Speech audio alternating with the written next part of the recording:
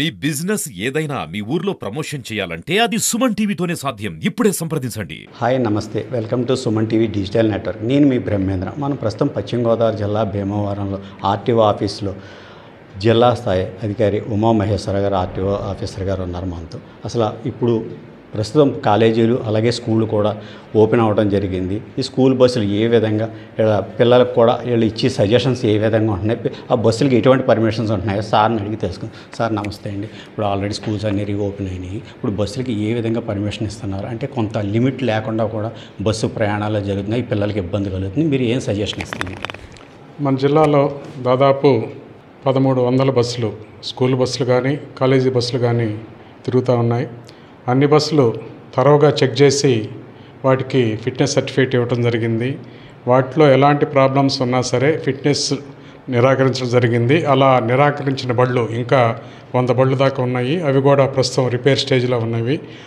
మేము చెప్పిన రిపేర్స్ మొత్తం కంప్లీట్ చేసుకొని వచ్చిన తర్వాత ఆ 100 వెహికల్స్కి కూడా ఫిజికల్ ఫిట్నెస్ సర్టిఫికేట్ ఇవ్వటం జరుగుతుంది.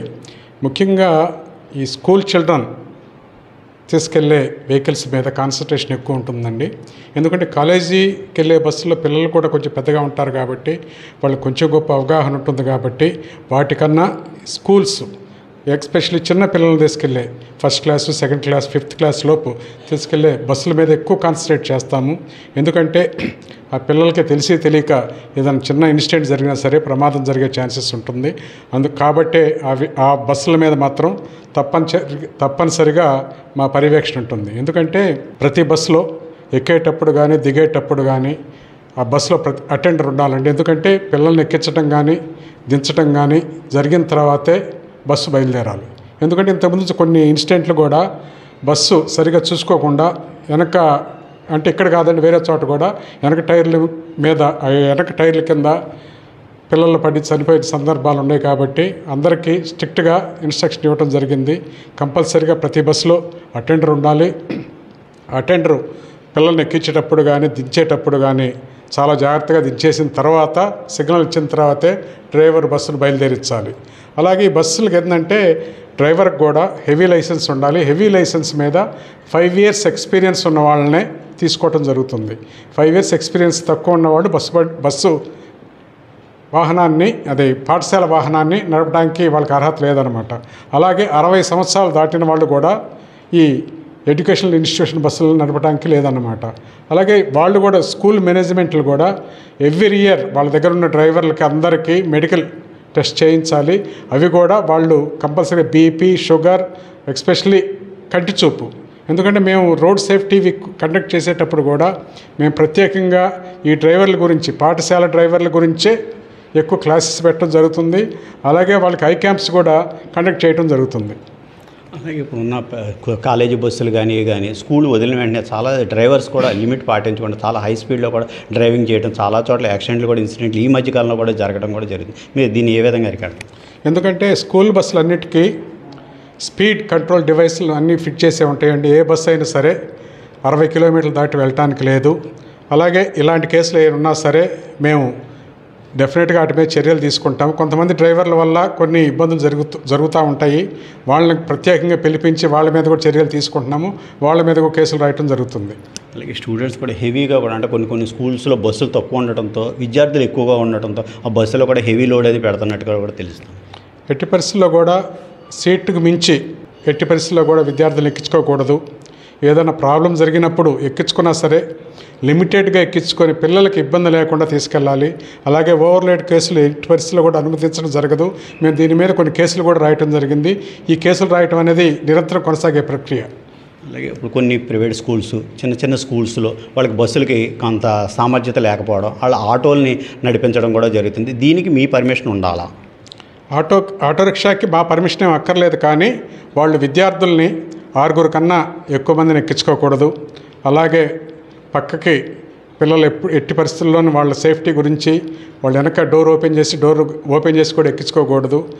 జాగ్రత్త తీసుకెళ్ళాలి. మేము జిల్లా వ్యాప్తంగా ఈ స్కూల్ ఆటోల మీద కూడా డ్రైవ్ కండక్ట్ చేసి దాదాపు 40-50 కేసులు బుక్ చేయడం జరిగింది. వాళ్ళని పిలిచి మీటింగ్ పెట్టి వాళ్ళని కూడా ఎడ్యుకేట్ చేయడం జరిగింది. ఇప్పుడు కొత్త బస్సుల్లో మీ పర్మిషన్ ఉండాలంటారా స్కూల్కి తీసుకున్న బస్సుల్లో? ఏ బస్సు అయినా సరే స్కూల్ కొత్త బస్సు అయినా సరే తీసుకొచ్చిన తర్వాత దానికి కండిషన్స్ ఉన్నాయా లేదా, ఎందుకంటే ప్రతి వాహనంలో ఫస్ట్ ఎయిడ్ బాక్స్ ఉండాలి, ఫైర్ ఎక్స్టింగ్విషర్ ఉండాలి, అలాగే ఆ బస్సులో ఏ రూట్ వెళ్తుందో రూట్ మ్యాప్ కూడా ఉండాలి, అలాగే డ్రైవర్ ఎవరు ఉన్నారు అనేది ఆ డ్రైవర్ పేరు కానీ దాంట్లోనే డిస్ప్లే చేయాలన్నమాట. కాబట్టి ఇవన్నీ చూడటానికి మా పర్మిషన్ కంపల్సరీగా తీసుకోవాలి. అలాగే ఇప్పుడు మీరు చెప్పినవన్నీ కూడా పిల్లలకు కూడా అవగాహన కింద అవేర్నెస్ ప్రోగ్రామ్స్ మీరు ఏమైనా కండక్ట్ చేస్తున్నారా? ప్రతి స్కూల్లో కాలేజీలో ఈ కార్యక్రమాల మీద పిల్లలకి ఎడ్యుకేట్ చేయడం జరిగింది. దీని మీద కాదండి, రోడ్ సేఫ్టీ గురించి గుడ్ సమారిటన్ అంటే ఎవరైనా సరే యాక్సిడెంట్ జరిగినప్పుడు వాళ్ళని గంటలోపు, ఎందుకంటే యాక్సిడెంట్ జరిగినప్పుడు first hour is the golden hour అంటారండి. ఆ గోల్డెన్ అవర్ లోపల వాళ్ళని హాస్పిటల్కి తీసుకెళ్ళి చేరిస్తే బతికే ఛాన్సెస్ ఎక్కువ ఉంటాయి. కాబట్టి అందరి పిల్లలకు కూడా ఎడ్యుకేట్ చేయడం జరిగింది. ఎందుకంటే వాళ్ళని తీసుకెళ్ళినందువల్ల ఇప్పుడు వచ్చిన చట్టం ప్రకారం వాళ్ళ మీద ఎలాంటి కేసులు కూడా ఉండవు. పోలీసులు కూడా వాళ్ళ పేర్లు కానీ వివరాలు కానీ వాళ్ళకి ఇవ్వాల్సిన పని లేదన్నమాట. కాబట్టి గుడ్ సమార్టిన్ మీద, రోడ్ సేఫ్టీ మీద, వాళ్ళు బస్సులో ఏ విధంగా కూర్చోవాలి, ఎలా నడవాలి అనే దాని మీద కూడా పిల్లలందరికీ క్లాస్ చేయడం జరిగింది. అలాగే కూడా అధికారులకు కానీ, అంటే ఇప్పుడు ఉన్న మినిస్టర్లకు కానీ, అలాగే ఎమ్మెల్యేలకు కానీ వాళ్ళకి స్పెషల్గా సెక్యూరిటీ కింద ప్రోటోకాల్ ప్రకారం వాళ్ళకి ఒక వ్యాన్ అది ఇవ్వడం జరుగుతుంది, పైన మనకి హారన్ సౌండ్ ఇవ్వడం జరుగుతుంది. అలాగే అంబులెన్స్లకు కూడా ఉంటుంది. కానీ ఈ అంబులెన్స్లకి, వీళ్ళ వ్యాన్లకి, అంటే వీళ్ళ బంధువులకు కూడా మామూలు వ్యాన్లు వాడచ్చా వాడకూడదా, దానికి మీరు ఏమైనా స్పెషల్గా సజెషన్ ఇస్తారు?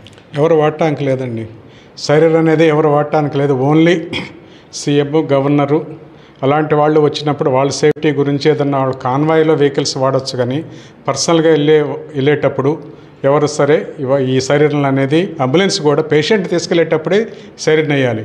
అలాగే ఎంటీగా వచ్చేటప్పుడు అంబులెన్స్ కూడా సైరన్ వేయడానికి లేదండి. కాబట్టి ఎమర్జెన్సీలో వాడటానికే సైరన్ అనేది. కాబట్టి ఎవరు పడితే వాళ్ళు సైరన్ వాడటానికి లేదు. అలాంటి వాళ్ళ మీద ఏదైనా ఉన్నా సరే చర్యలు తీసుకోబడతాయి. ఇప్పుడు ఎమ్మెల్యేకి ఉండొచ్చు అంటారా, వాళ్ళ బంధువులకు కూడా వాడుతున్నారు దీన్ని? బంధువులు అనేది ఎవరు వాడకూడదండి. ఇప్పుడు ఎమ్మెల్యేకి ఉండొచ్చు. ఎమ్మెల్యేలు కూడా రూల్ ప్రకారం అయితే ఎమ్మెల్యేలకు కూడా సరైన అనేది లేదండి. ప్రోటోకాల్ ప్రకారం వాళ్ళ సేఫ్టీ మెజర్స్లో ఏదైనా పోలీసులు ఏదన్నా అరేంజ్ చేస్తే దాని ప్రకారం ఉంటుంది అంతే. ఇప్పుడు అలాగే డ్రైవింగ్ లైసెన్స్ అది విధానం మొత్తం ఆన్లైన్ అయిపోయింది. దీని గురించి చిన్న పిల్లలకి మీరు ఇచ్చే సజెషన్? 18 years దాటిన ఎవరైనా సరే పిల్లలు డ్రైవింగ్ లైసెన్స్ కంపల్సరీగా తీసుకోవాలి. ఎందుకంటే నేను ఇక్కడ మన భీమవరం ఏరియాలో గమనిస్తుంది ఏంటంటే పిల్లలు కానీ పెద్దలు కానీ సెల్ ఫోన్ ఎక్కువ వాడుతా, ప్రతి వాళ్ళు సెల్ ఫోన్ మాట్లాడుతూ వాహనాలు నడపడం ఇక్కడ చాలా ఎక్కువగా కనపడుతూ ఉంది. దానివల్ల ప్రమాదాలు జరిగే ఛాన్సెస్ ఉంటాయి. కాబట్టి అది అవాయిడ్ చేయాలి. అలాగే త్రిబుల్ రైడింగ్ వల్ల కూడా యాక్సిడెంట్లు జరుగుతున్నాయి. విచిత్రం ఏంటంటే జరిగే యాక్సిడెంట్లో 40% కేవలం టూ వీలర్ యాక్సిడెంట్లో కూడా ఎక్కువ మేజర్ యాక్సిడెంట్లు హెడ్ ఇంజరీ ఎందువల్ల? ఓన్లీ హెల్మెట్ లేనందువల్లే హెడ్ ఇంజరీ జరుగుతుంది. కాబట్టి అందరి పిల్లలకి, పెద్దలకి, అందరికీ క్లాసెస్ పెట్టి హెల్మెట్ ప్రాముఖ్యత గురించి వివరించడం జరుగుతుంది.